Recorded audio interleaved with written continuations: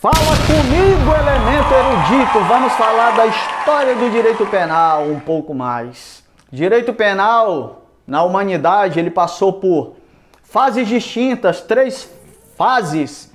A fase do castigo divino, em que esperava-se ali o juízo dos deuses, o aval dos deuses para dizer quem era inocente ou quem era culpado, né?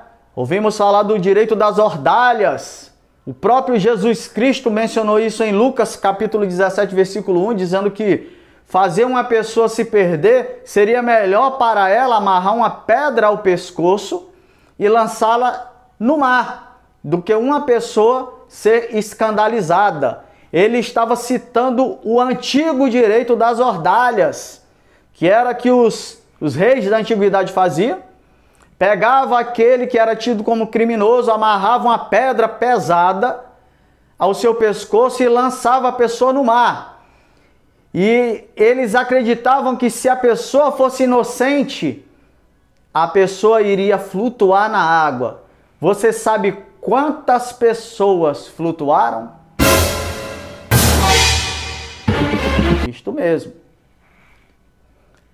Eles estendiam um tapete de brasas ardentes.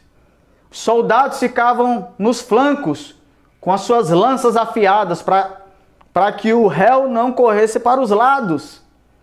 E ele tinha que passar de pés descalços sobre aquele tapete de brasas. E se ele chegasse do outro lado, sem queimar os pés, é porque a divindade estava afirmando a sua inocência. Você sabe quantos não caíram no meio do caminho e foram queimados vivos pelas brasas?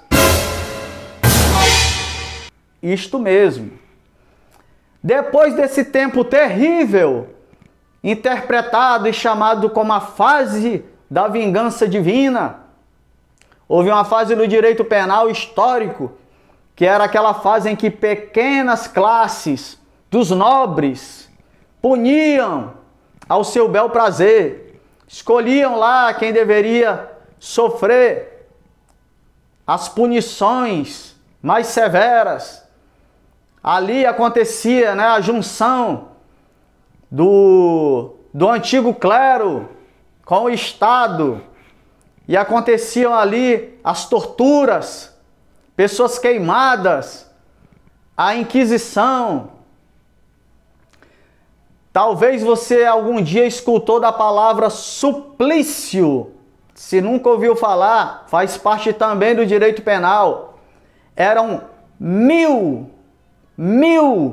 tipos de castigos cruéis que eram feitos com o ideal de purificar a alma da pessoa. Passamos para a terceira e última fase, e nesta nós tivemos a influência do direito romano. E no direito romano o que aconteceu? A organização do poder público. Surgimento de princípios, a organização dos julgamentos. Ainda havia também o reconhecimento do direito consuetudinário, né? Falando de novo de Jesus, para que você venha lembrar dos exemplos e massificar. Se você prestar atenção no julgamento que houve, há quem diga que aquilo foi um tipo de tribunal do júri, mas não foi.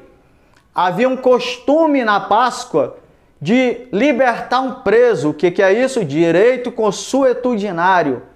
Nada tinha a ver ali com júri.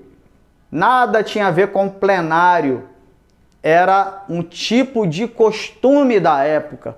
E aquele julgamento aconteceu porque foi entregue aos romanos para fazer o julgamento, posto que os rabinos da época julgaram ao seu modo sem o fórum e o quórum adequado, isto é, fora do lugar apropriado e sem o número, o quantitativo de elementos para julgar. Então passaram para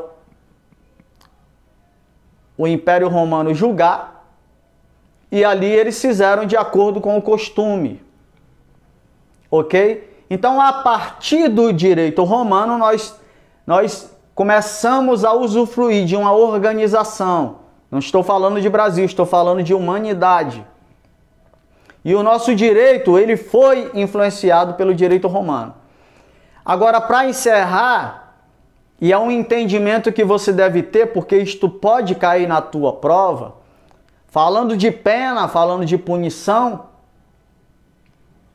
você não pode deixar de compreender que pena, ela não existe somente para prejudicar, para martirizar, para fazer sofrer o criminoso. A pena possui um caráter pedagógico. Alguém vai dizer, Taurino, você está brincando. Não, a gente está falando de teoria. A prova é teoria. Nós não vamos falar das coisas que acontecem no sistema. Nós vamos falar da matéria, da teoria, do que cai na prova. Então, pena, ela tem, na doutrina, o seu caráter pedagógico.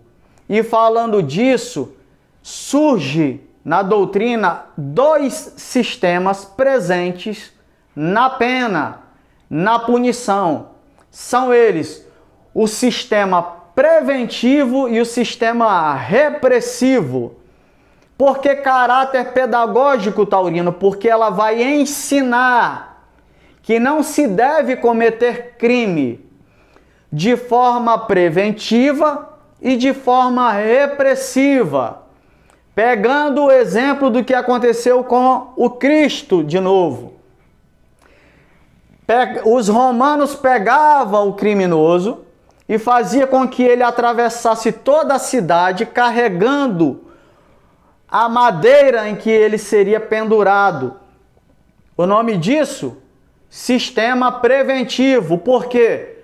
Porque todos que habitavam naquela civilização, naquela sociedade, as crianças, todos os moradores, ao ver aquele criminoso, tido como criminoso, carregando aquele peso para ser executado, eles aprendiam, as mães diziam para os seus filhos, olha meu filho, ele está sendo punido, não faça o que ele fez.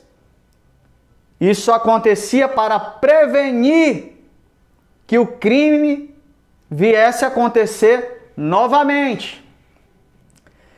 E o criminoso era executado na entrada da cidade. Sistema repressivo. Para quê? Para educar, para passar uma mensagem de forma pedagógica para o elemento que tentasse ou viesse a entrar na cidade, de fora para dentro agora, ele via o criminoso pendurado com a acusação sobre a sua cabeça. E logo ele pensava, eu não vou cometer tal crime nesta cidade, porque senão isto vai acontecer comigo. Sistema repressivo, com a finalidade de que não venha acontecer de novo aquele crime, mas não nascendo o criminoso, mas quanto à efetividade de quem já é do crime, para que o criminoso não cometa o crime. O preventivo é para prevenir que se forme o criminoso. O repressivo é para evitar que o criminoso venha a cometer crime naquela localidade. Ficou claro isso? Então a pena tem o seu caráter pedagógico. E se isso cair, os sistemas da pena, se isso cair na tua prova, você vai fazer o X.